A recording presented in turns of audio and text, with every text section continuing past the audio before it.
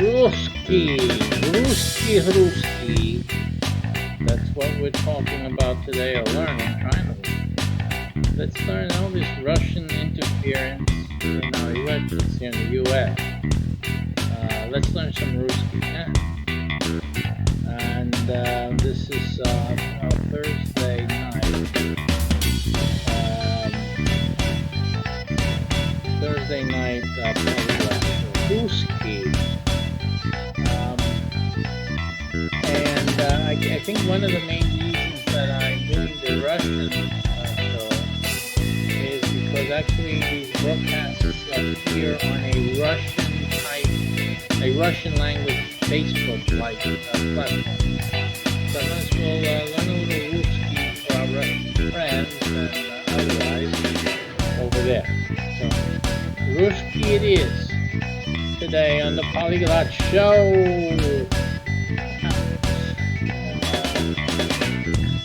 Okay, so let's get this thing done.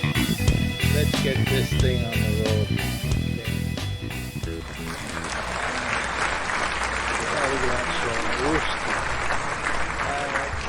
Like I did the other day, I'm going to look at English words which are Russian, or I guess Russian words that are English in a sense.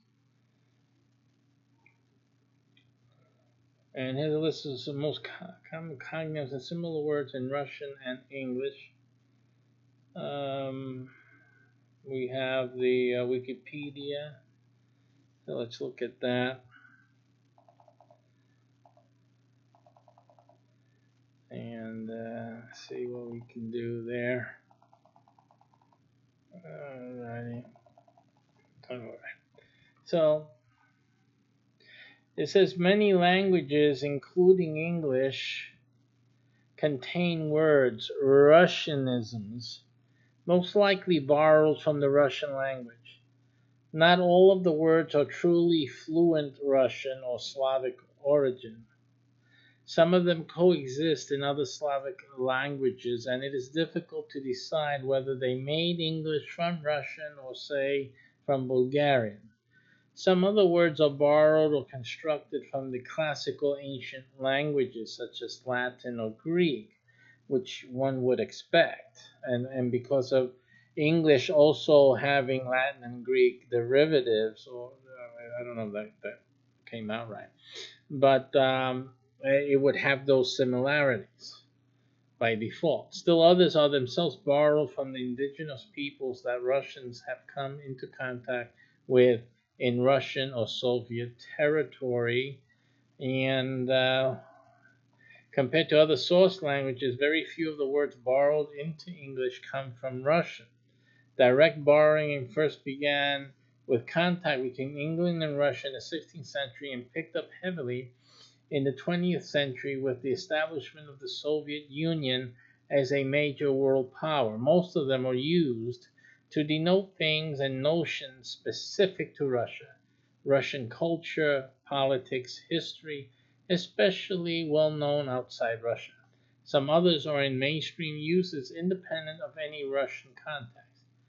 While both languages are distantly related members of the Indo-European and therefore share a common ancestor, Proto-Indo-European, otherwise known as PIE or Pi, cognate pairs such as mother, and then we have mat, will be excluded from the list. Okay. This one you've heard a lot. If you see any of the spy movies, I think I've heard this used in 007, Babushka, and some other movies like that. And this is literally a grandmother, a granny, or just an old woman. We have to look at the the letters they use, and that will do in another Russian treatment. Obviously, and this is the same in other languages that we're learning that have similarities, but the letters are a little different. We saw this in, I believe, what was it that we were looking at that had the same issue with the lettering and the similarities. It escapes me now which one it is, but we'll see it again. It's going to come up again. A headscarf folded diagonally and tied under the chin. The meaning is absent in the Russian language. Also, unlike the Russian language, the accent is made on the U instead of the first A. Babushka. Balalaika is the Russian string and musical instrument with a characteristic triangular wooden hollow body, fretted neck, and 3 strings. So that's what they play there. Balaklava. So here we see that this, which in Hebrew would be something else, right? It's an L in Russian.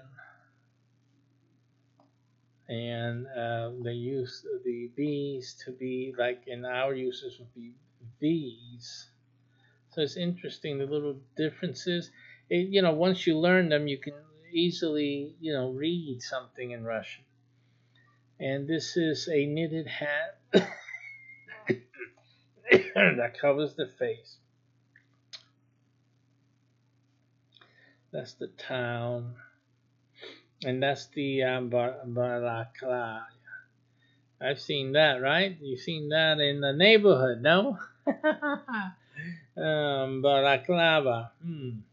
Bridge game from the Old Slavic Birich.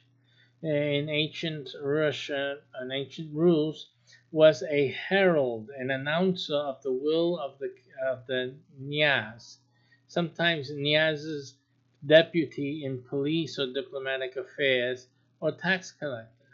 A birich traveled to settlements, played bugle or horn in the center of the town square or yard to gather people and read the announcement. This is very old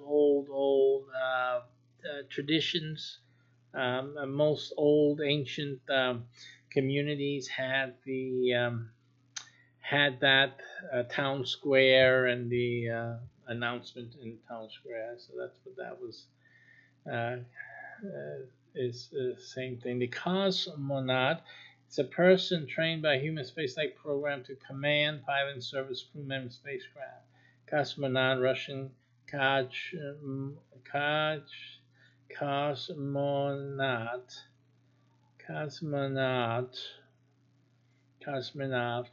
a Russian, and we saw it from cosmos, from the Greek word, which in Russian stands for outer space rather than world or universe.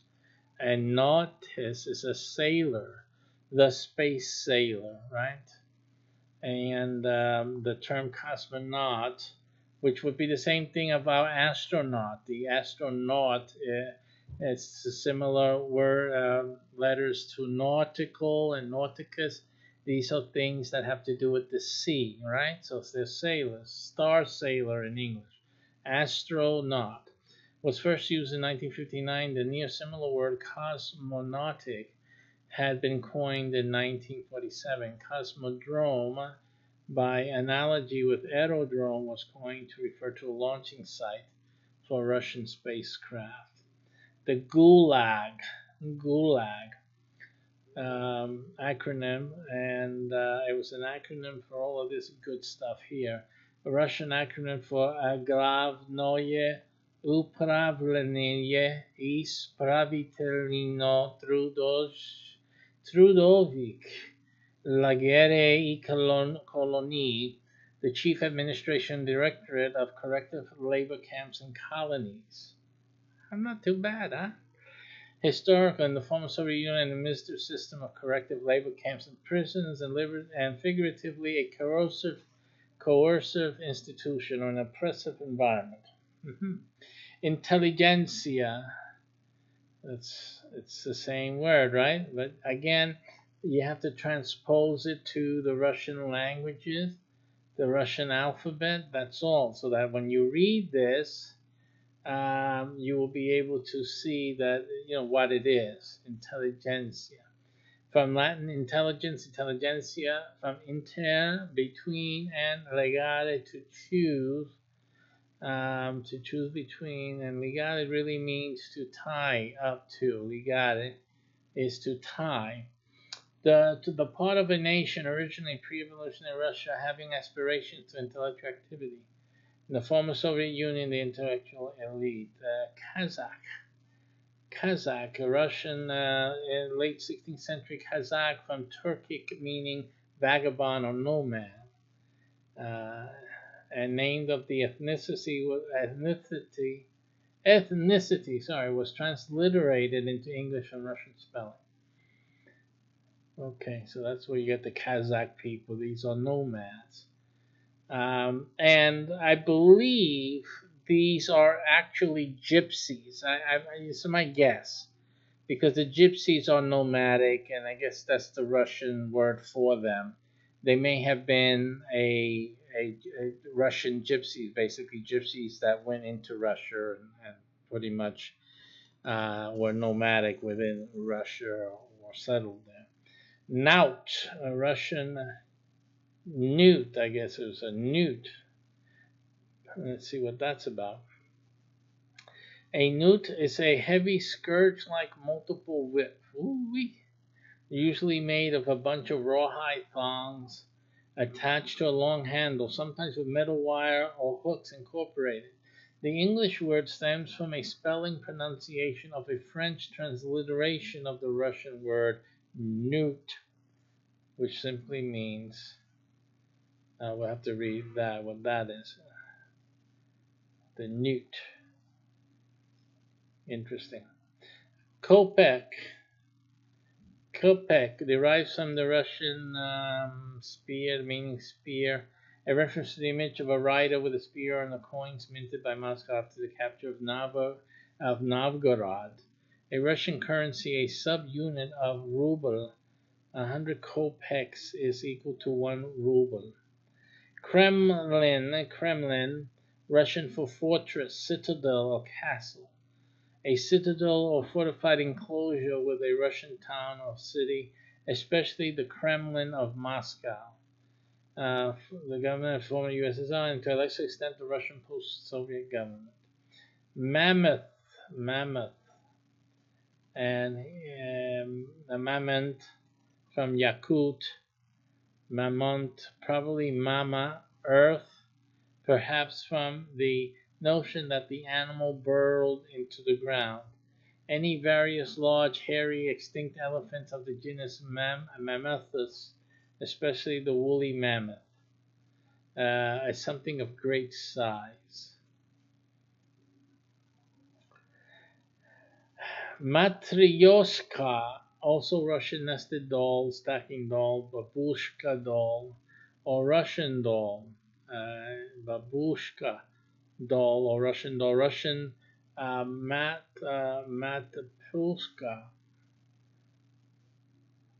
A set, matryoshka is a matryoshka. A set of brightly colored wooden dolls of decreasing sizes placed inside one another. Matryoshka is a derivative of the Russian female first name Matryona, which is traditionally associated with a corpulent, robust, rustic Russian woman. Pogrom, from the Russian pogrom, from that, gromit, to destroy. The word came to English through Yiddish. Okay, right against the Jews, or an organized, officially tolerate, attack any groups. Transitive verb is a massacre or destroy in a pogrom. The ruble, from the old Russian, to cut or piece, is probably originally a piece cut from a silver ingot bar. Grivna from Russian. Rubiti, meaning to chop. Historically, ruble was a piece of a certain weight, chopped off a silver ingot, hence the name. An alternate etymology may suggest the name comes from the Russian noun rubets, that is, the seam that is left around the coin after casting. Silver was added to the cast in 2 goes. Therefore, the word ruble means a cast with a seam, and that's the Russian unit of currency. Sable, ultimately from Persian. Samovar, a carnivorous mammal of the Mustelidae family, native to northern Europe and Asia. Samovar, that's they get the sable furs, right? Sable, that's where they get the sable furs from. That's your sable.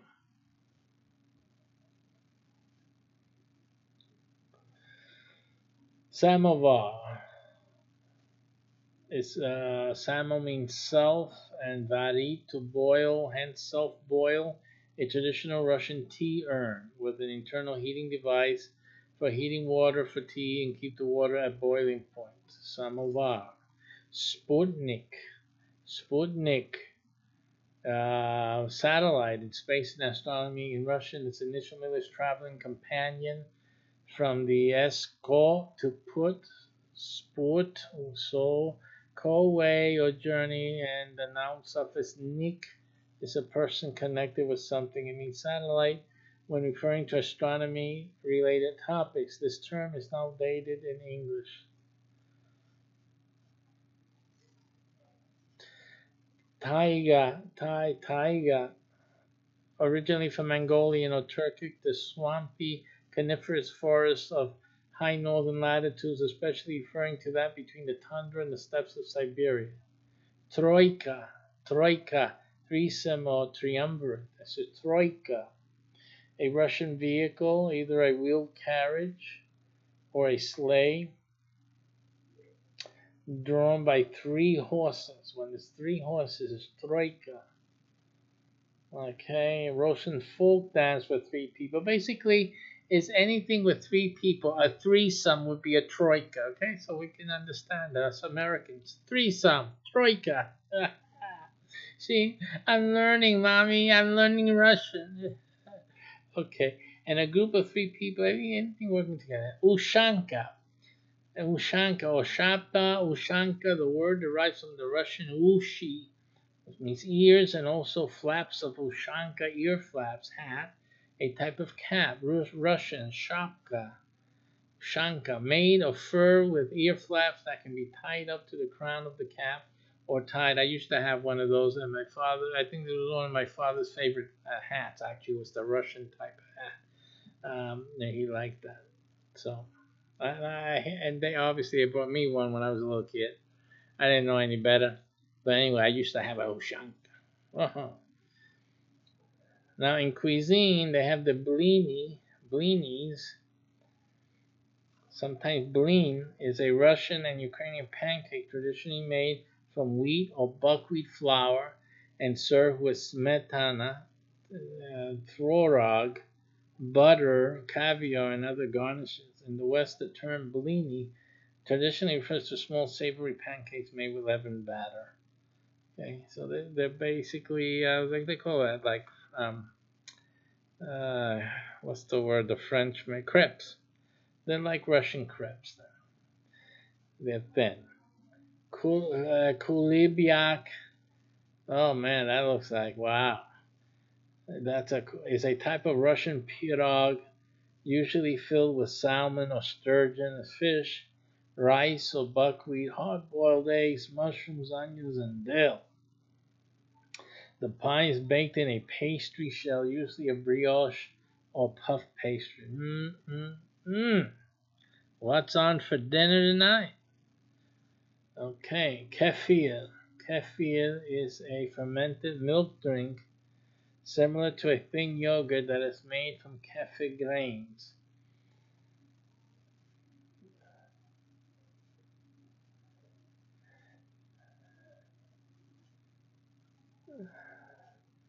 Medovuka is a Slavic honey-based alcoholic beverage, very similar to mead, but cheaper and faster to make. These 2 words are related and go back to the Proto-Indian European medu, which is honey, known in the Eastern Europe since pagan times, and mead is used as a series on Netflix called. eh, Wait a minute. No, that wasn't. Oh no no. Yeah yeah. I was thinking about another thing, but no no. It's actually Ragnarok on Netflix. It's if you haven't watched it, you should watch it. It's like Thor. It's like the Marvel thing. Not necessarily for kids to watch, but yeah, it's good. It's good for you guys out there. And one of the things that one of the families gives to this one of the guys who's the Ragnarok, they gave him a drink, which I believe is an alcoholic drink, and they called it mead.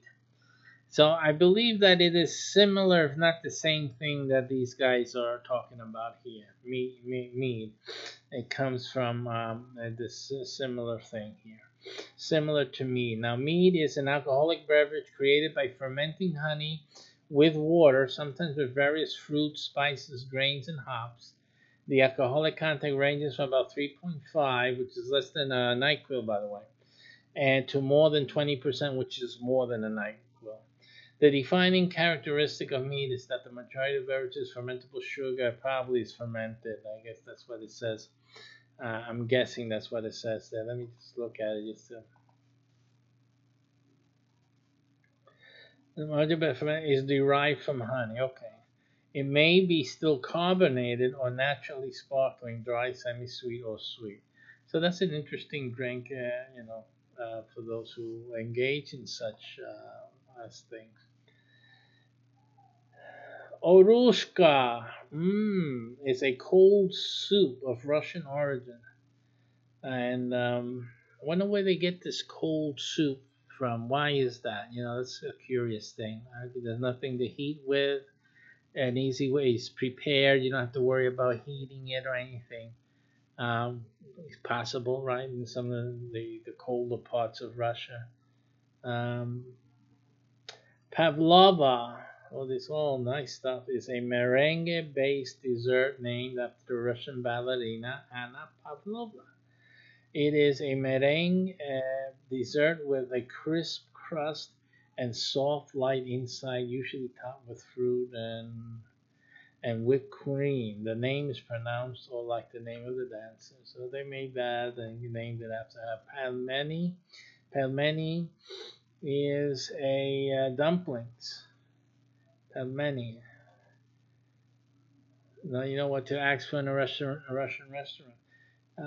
This is a piroshki, Russian and Ukrainian baked or fried yeast-leavened boat-shaped buns with a variety of fillings. Now this can be fun. I like piroshki. I like the idea of it. That's pretty good. You don't have to. You can always have lunch ready. You don't have to find some cold cuts or anything. It's already inside. That's kind of thinking here. He's a Rushki. You're thinking. Okay. Rasolnik is traditional Russian soup made from pickled cucumbers, pearl barley, and pork or beef kidneys. A vegetarian variant of rasolnik also exists, usually made during Lent. The dish is known to have existed as far back as the 15th century, when it was called kalya. Okay, so that's something else. Looks nice. Looks nice. Salty, sour cucumber base. Bitan. Spitan, or spiten, I guess, is a hot winter Russian traditional drink. It has a dark purple appearance and depending on the recipe can be very spicy and or very sweet. Sevruga, a caviar from the Sevruga, a type of sturgeon found only in the Caspian and Black Seas. Chi, I'm imagining it's a cabbage soup. Chi, I don't know how to pronounce it. I don't have any facility for pronunciation here. What I'm going to do though is to take it to the Google Translator.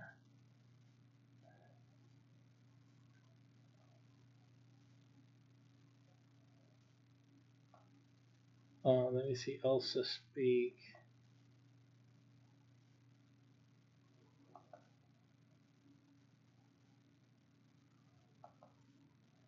This was another thing. Okay, let me just look at Google Translate.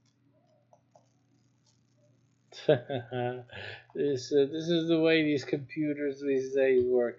Can't you figure out where I'm trying to go? Really? Still doesn't know where I'm trying to get to. It's probably the wrong URL. It's probably the wrong URL, right? Let me just look for Translator. See what it gives me here. See, that's all I needed to do. Okay, we're going to go into Russian. Or wait a minute. Yeah, I just need Russian. I just need Russian here. And I just need to put that in there. It's not gonna work that way. So I put Russian over here. Let me enter the text there. Oh, that's not the text. That's not the text.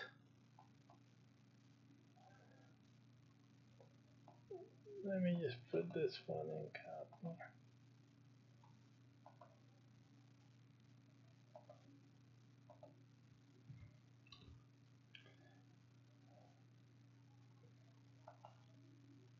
Let me hear that. I can't hear it with the button.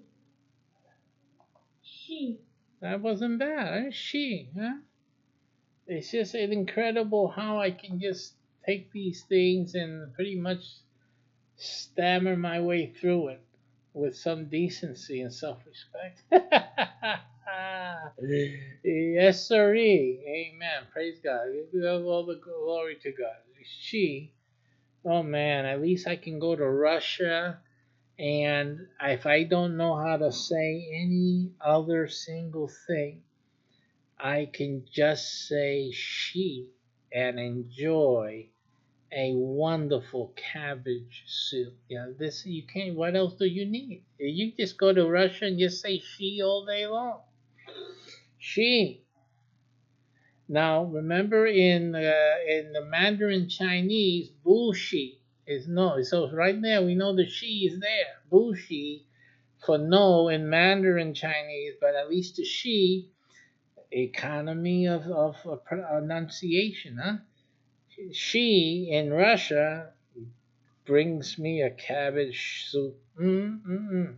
Russian style cabbage soup. When sauerkraut is used instead, the soup is called sour she, while soups based on sorrel, spinach, nettle, and similar plants are called green she. So we got wonderful. So I can ask for some sour she or just regular she or green she. In the past, the term sour she was also used to refer to a drink, a variation of the, I guess, kvass. I'm going to say that. I'm sure I'm wrong, which is unrelated to the soup. So look at that. And that looks like a very hefty soup based on cabbage. You can see the cabbage underneath here, and that has to be some type of meat there, and just wonderful green and peppers, and just wonderful. That looks just so scrumptious. She is it, boys and girls in Russia. She. Okay. Solyanka is a thick, spicy, and sour Russian soup that is common in Russia and other states of the former Soviet Union and certain parts of the former Eastern Bloc. It is one of the most popular dishes of the former East Germany. Oh, wow. So that is Solyanka. And this just looks, it has some interesting things in there. I mean, these are things I just got to try, before leaving the earth. Definitely want to try that, and anytime soon. Anytime soon. Ukha. Ukha is a clear Russian soup made from various types of fish, such as bream, whales, catfish, northern pike, or even roof, I guess. It usually contains root vegetables, parsley root, leek, potato, bay leaf, dill, tarragon, and green parsley, and is spiced with black pepper, saffron, nutmeg, and fennel seed. That looks also very tasty. Ukha. Listen, you guys got to learn these. Sushi, ukha seems to be like very easy words for you to learn and survive in Russia. Okay, now everyone's favorite vodka. Vodka, of course. Oh, so, vodka. Hey, bravo. What they say, hey, comrade. What they say there? They say, comrade. They have a name for that. What is it? Oh, anyway, we'll come to it. Vodka. Oh, yeah.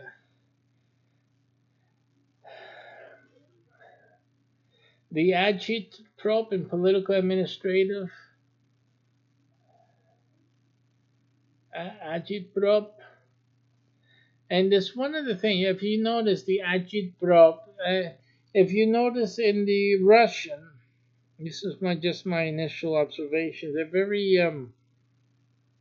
the words are kind of like very concise in a way. There's a certain conciseness so far what I've been able to see and glean. Certain things are like the two words agitprop. They try to be concise and I may be wrong. It's just my initial observation. A parachik is an apparatus, right? Isn't it? Or a state machine. A parachik, common name given to state governmental organs and the Communist Party, which was the leading and the most powerful part of the state machine in the former Soviet Union. Word apparat derives from the apparatus, which derives from Latin apparare, to make ready. Okay, Bolshevik. The Bolshevik is something we use as well in English, which derives from the Bolshe, which is more, or greater. It's a member of the majority fraction. So the majority of the Russian Social Democratic Party, Bolsheviks. Chiefly derogatory in general use, a person with political, subversive, or radical views, also a revolutionary, and as an adjective relating to or characteristic of Bolsheviks or their views and policies. Cheka, acronym for the All Russian Extraordinary Commission for Combating Counter-Revolution, Speculation, and Sabotage. What did I say? They were trying to be concise? Yeah, Cheka. So again, here we see that they formed a word, or a word is formed as an abbreviation.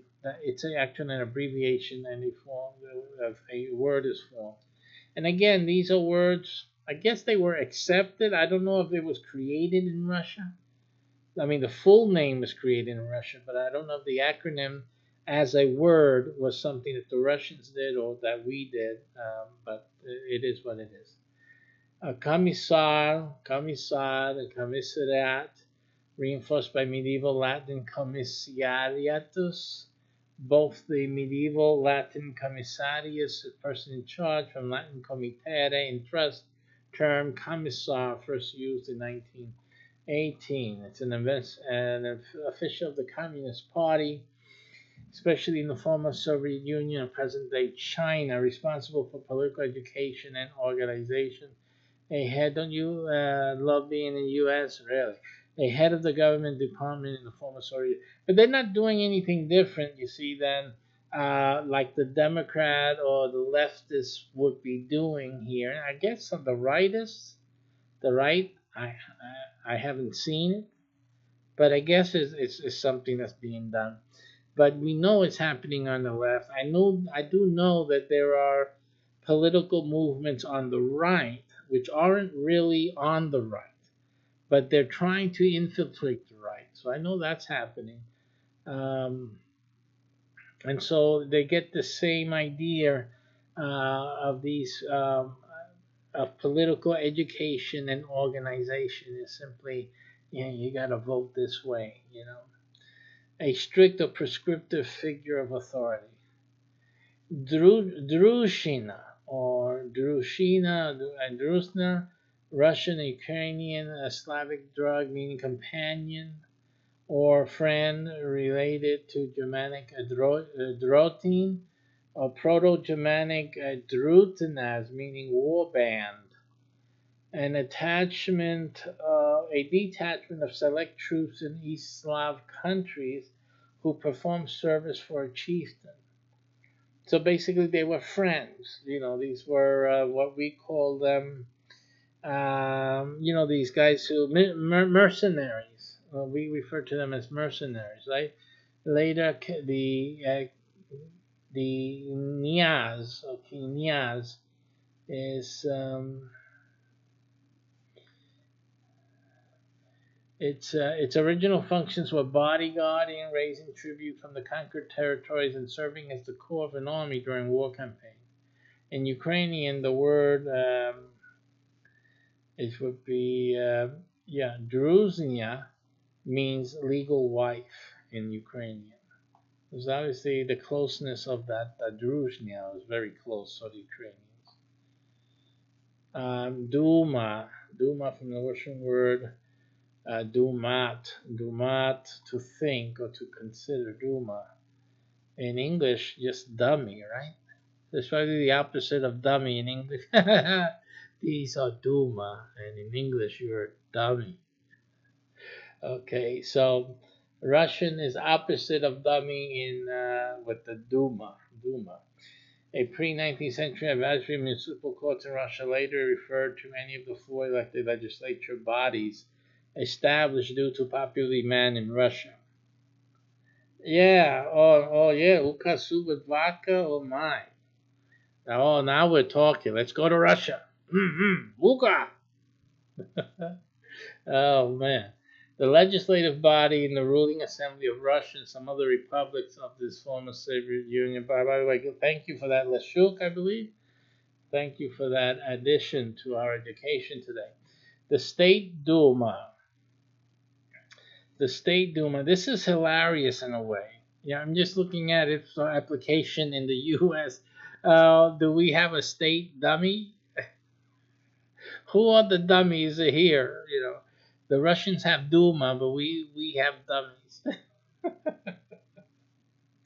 All right. Let's let that alone. We're not making this a political Monday. Okay. In the Russian Federation is the lower house of the Federal Assembly of Russia, the upper house being the Federation Council of Russia. What is this? This is I'm using my knowledge of music, Dvorak. So this is Dvorianin,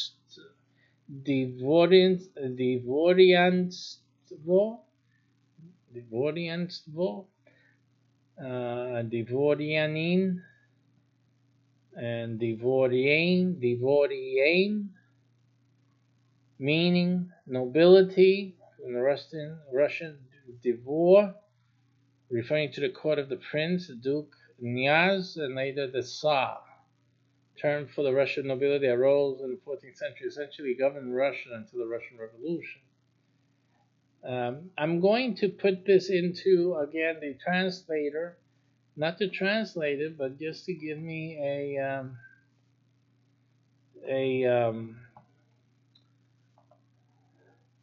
the way it's pronounced.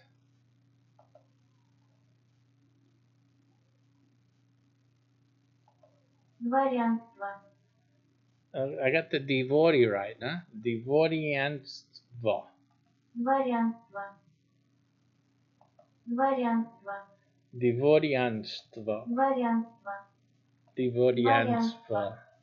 Okay, Dvorianstvo. And Dvorak, you come to the rescue, boy. Okay, this would be the Diak. It's the clerk, diminutive Diakchok. A member of the church workers in Russia who were not part of the official hierarchy of church offices and whose duties included reading and singing. Those would be then the deaconry, right? Deacons in our English usage and liturgy and church. Glasnost. Now you've heard that a lot. Glasnost, at least when I was growing up, I heard that a lot. Is public, from glass, voice, and from the old church Slavonic glasu. in the late 20th century, an official policy in the former Soviet Union, especially associated with Mikhail Gorbachev, emphasizing transparency, openness with regard to discussion of social problems and shortcomings. So it's the glasnost.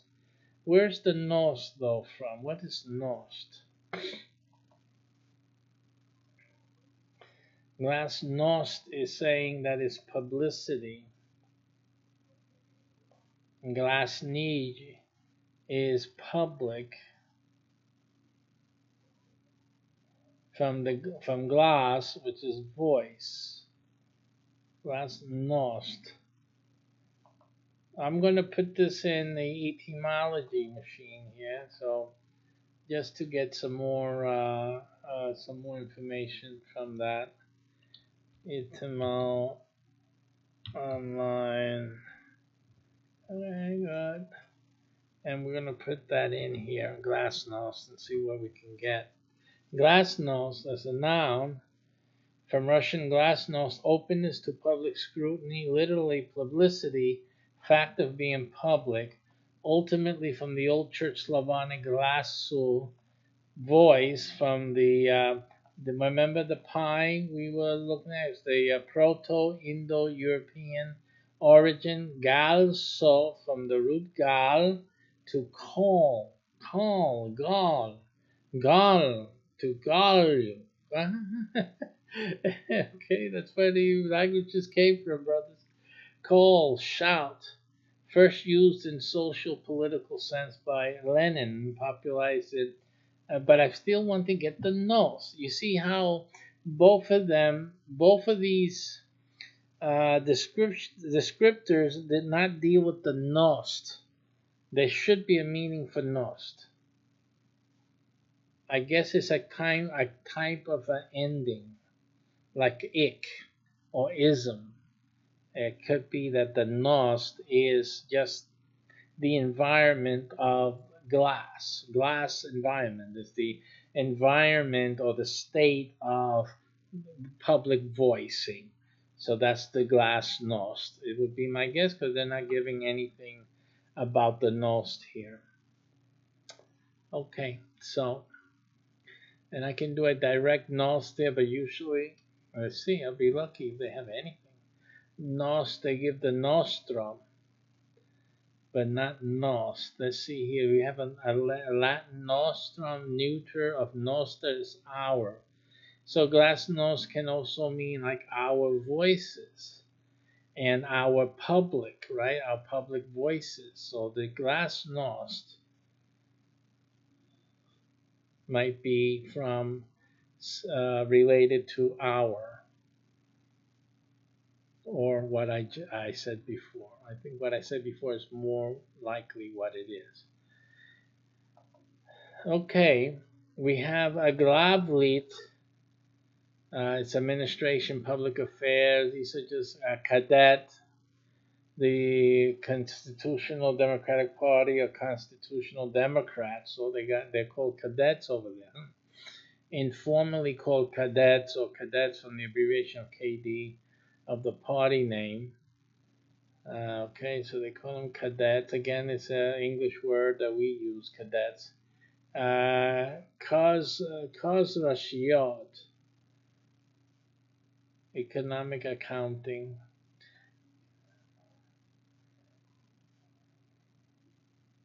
It was an attempt to stimulate the capitalist concepts of profit and profit center into the planned economy of the Soviet Union. So that was that. They call that copying from the U.S. is called Kozrashiot. So let's just, I want to feed that into the translator and get also gets a voicing of that. Paste.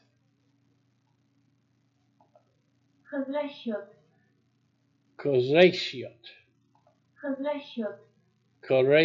It's almost like shitty in there. Almost like shitty in there. I think they're trying to say something. Okay. Kozrashiot. Kozrashiot. kolkhozy, a Russian Russian contraction.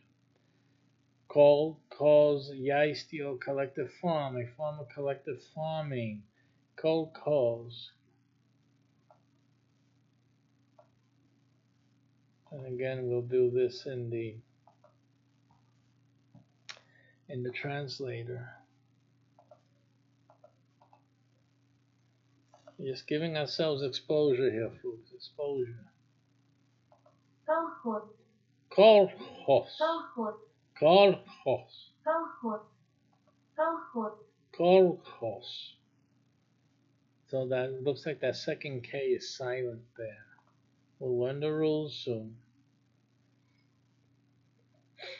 Compromat, compromat is contraction of compromising in material. Compromat. It refers to disparaging information that can be collected, stored. Comrade, we need some compromat. For the 2020 elections in the U.S. Give us some compromat. You gotta know the words. Compromat. That's what it is. Compromat. To compromise the 2020 elections. Compromat. Konyushi,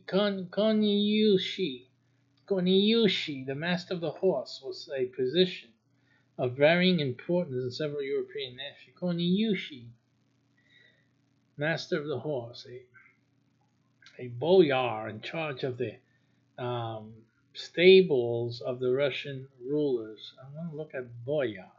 A boyar was a member of the highest rank of the feudal Bulgarian, Russian, Serbian, Wallachian, Moldavian, and later the Romanian and Livonian aristocracies, the second only to the ruling princes from the 10th century to the 17th century. So that was called a boyar. It could probably be boyar, which I'm going to again feed into the voicer to test it. Is it boyar or boyar? Which is your guess out there? Here it goes. Let's see who's right. Boyar. Boyar. Boyar. So definitely more like the boyar. Huh? Boyar. Boyar. Boyar. But the O is not exactly an O, right? Like in English, boyar. It's more like a boyar. Boyar. Boyar. Boyar. Not Boyar. boyar. Boyar. Boyar. Boyar. Interesting. Interesting. And then, of course, we'll have to get our konyashi here.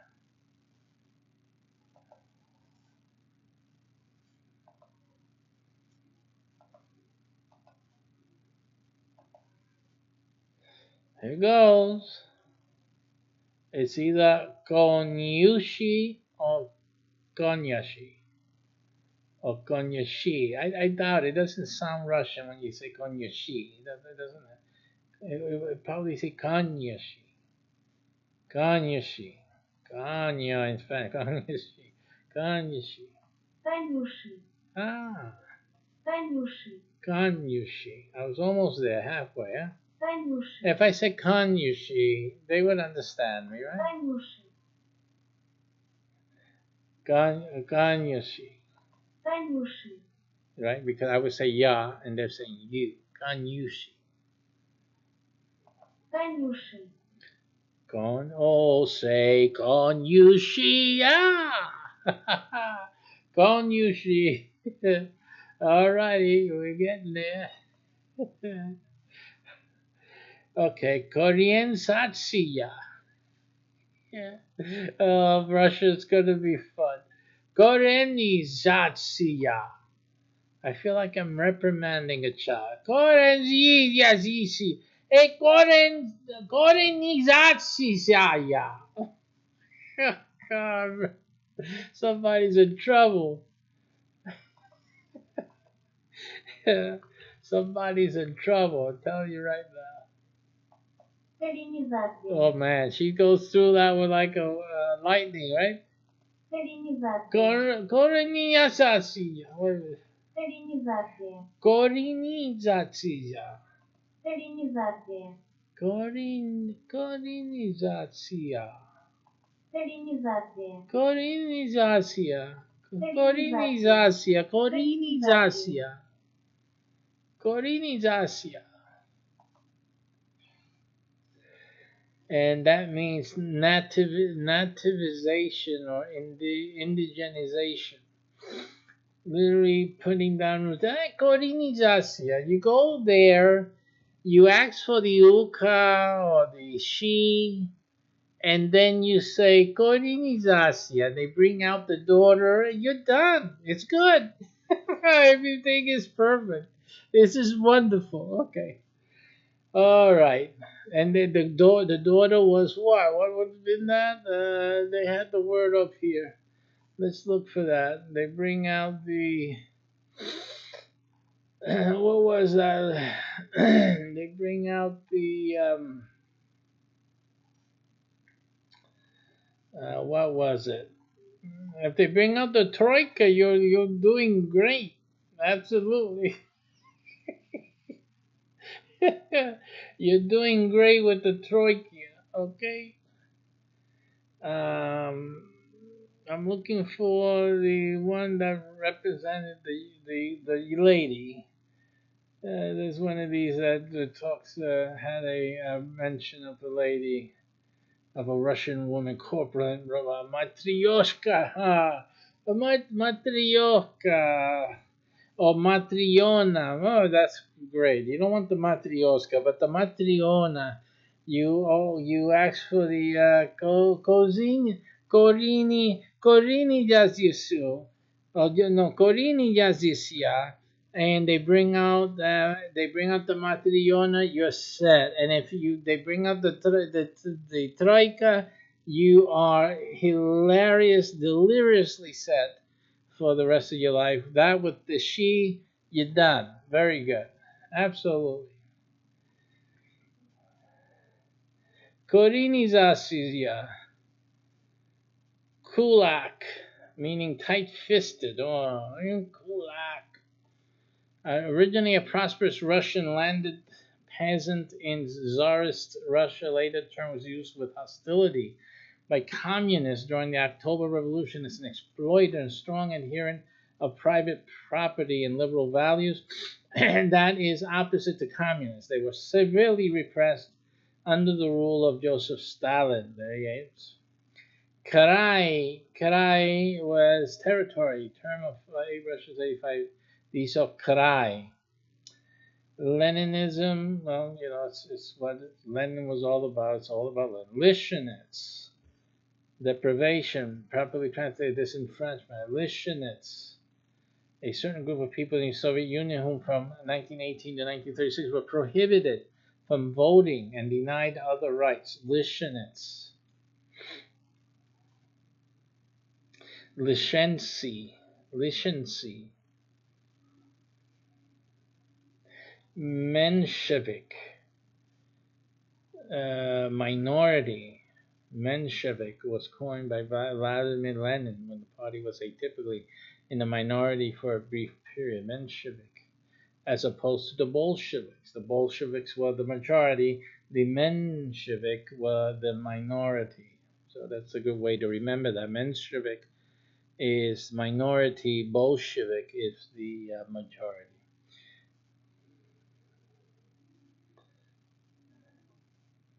Mir meaning both world and peace. So when they had the Mir space station, you don't know which the Mir they were referring to actually, right? They could have been talking about world domination or peace. So I think we took it as, oh, this means peace. It means peace because the translator said peace, right? But you know what they were thinking. It's the world, damn it, the world. Namestnik.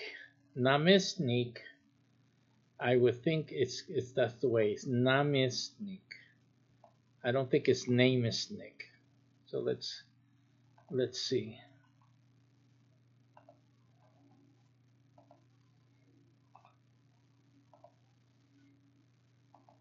Наместник. Not bad. I would do well, especially with the Troika in Russia. I'm doing fine. I just have to repeat it 3 times. Hey, listen.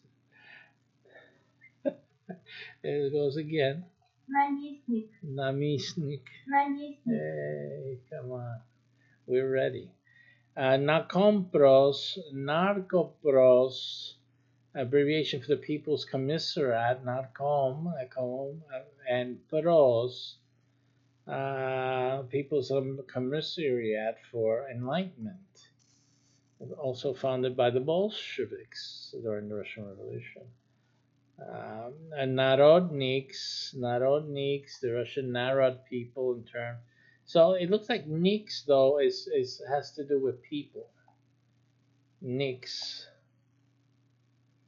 And for that matter, the VIX, right? The VIX, I would assume, because it's a similarity in those endings and seems to be related to people. Then we'll find something else that has nothing to do with it. Nomenclatura is nomenclature, no? It's the nomenclatura, meaning a list of names. A list of influential posts in the government and industry to be filled by Communist Party appointees. Nomenclatura. Obshchina, Russian peasant agrarian community. We gotta hear how that is pronounced. Obshchina. I know it's wrong. Has to be wrong. We don't know the rules yet. Община. You see, it's not a doubling, it's Obshchina. Община. I know it could not possibly be the Obshchina there. So it's Obshchina. I changed it. Okay, so it's Obshchina.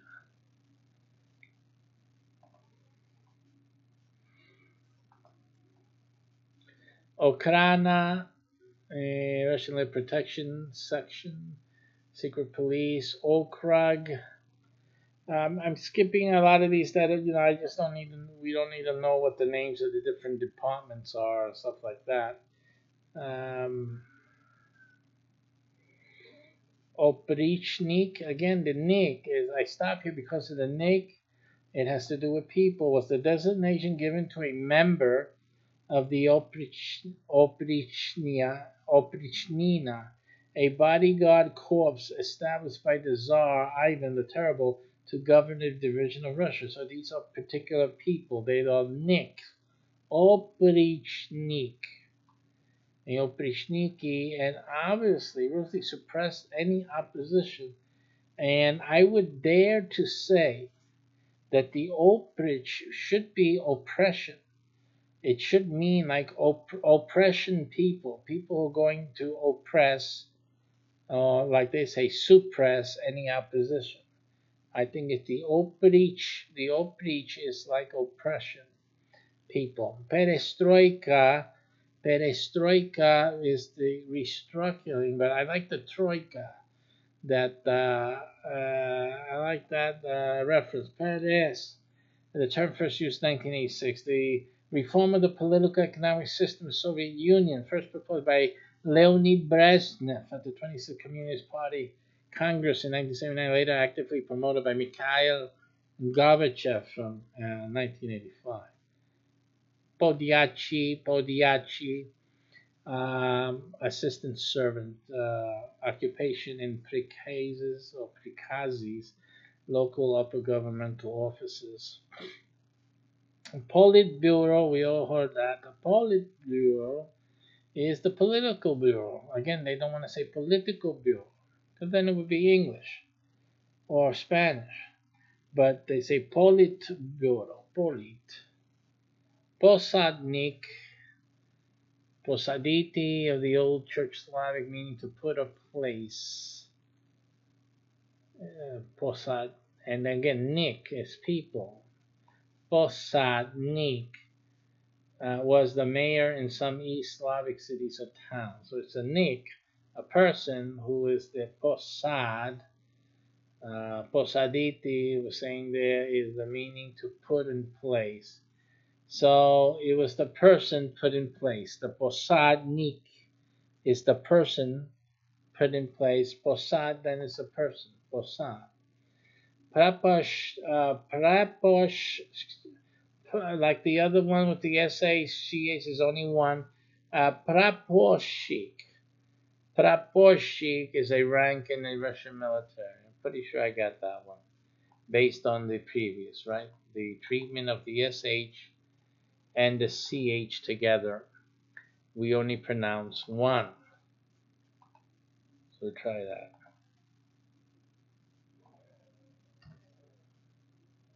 And we'll be ending soon. Praposhik. Huh? Praposhik. Okay. We'll pick up a little thing. We're picking up little things here. Just little things. And again, we're picking up the ayik at the end. It's a person, a group of people. The nik is definitely a person. Person is particularly is posad, properly. And the nik and the vik. The vik could be group of people. Nik has to be a smaller group of people. Something like that. You start Silovic. We missed this one, but we'll come back to Siloviki is a collective name for ministers, generals, and other officials. Okay, so they are Silovik. Again, people. And this is a group, right? These are a group of people, or part of a group. So that's why they use the Vic instead of the Nick there. And then the Propiska, the record of place of residence. Propiska was both a residency permit and migration recording tool used in the Russian Empire. Literally, the word propiska means inscription, alluding to the inscription in a state internal passport permitting a person to reside in a given area. Right? Propiska. We have Soviet. Soviet was political organizations and governmental bodies of the late Russian Empire, primarily associated with the Russian Revolution, gave the name to the latter states of the Soviet Union. It means council. Council. That's when you belong to the council. When the council takes over the nation, it's Soviet. That's what happened. This is basically the words in the Russian are telling you basically the history, the story of the authority in the country, how it went from obviously the SARS, and dictatorships and the elitists, obviously, that into the committee, and the committee took power. So then the Soviet, they're part of the committee. We're not part of any dictator. We don't want any dictators. We don't want any of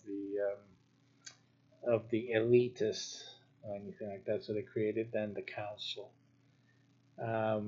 Lacking obviously like a breakaway obviously from the Lenin and the Stalin, who they were personages of great needed power, obviously, in the vacuum of the SARS and whatnot, but then the transition into the committee-run society. Sovkhozes, Soviet form. And here we're going to see again, like in this ending, the cause is going to have to do with, I believe, with this. I'm going to look it up another time and put these things together. because I think the ending has to do a lot with the this has a meaning, that ending there. So I'm going to look more into that. Sovnarkom, Spetsnaz, Russian Special Persons. What is this? Stalinism, Stavkas. Let's see what there's. We got the Tsar. We know what that came from. It's Russian for Caesar, actually, if I'm not mistaken. Tsarina. It's yeah.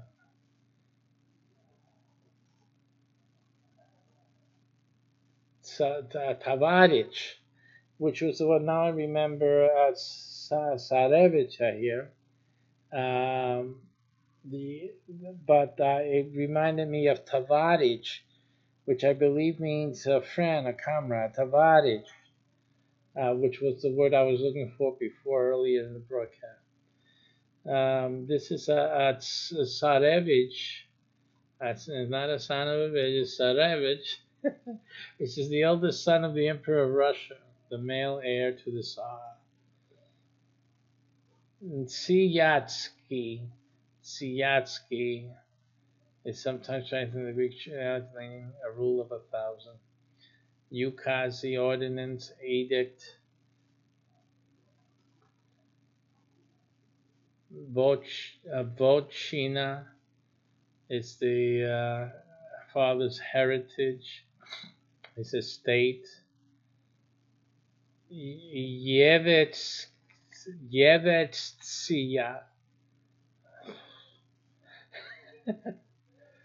is a Jewish section. Let us have a proper pronunciation of that.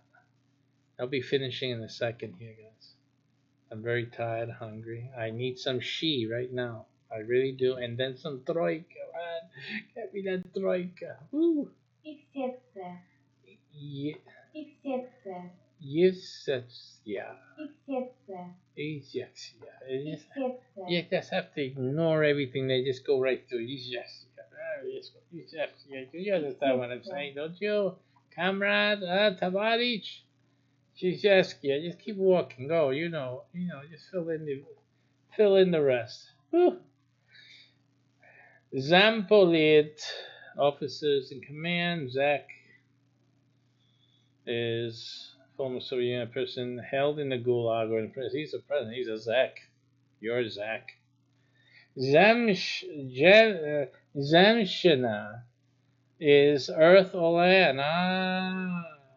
Earth or land, the territory and the rule of the Luya, who stayed in Moscow during the reign of Ivan the Terrible, separate from the rule of Ivan's own territory, which is administered by the Oprishnia, right, the oppressors here. Zemsky Samovar, the first Russian parliament, feudal states time, and Zemstvo. So we're going to leave it here, folks. I'm really tired. We're going to continue this next time. I don't know if it'll be next Thursday or not. We usually have meetings Thursday night, but I was here tonight, so we did the Russian. I'm going to do some more research for the next next Thursday that we're able to do this and get more into some communication Russian and of course get into some biblical based Russian. Okay, so that does us for today. Thank you for watching, and until next time, adieu.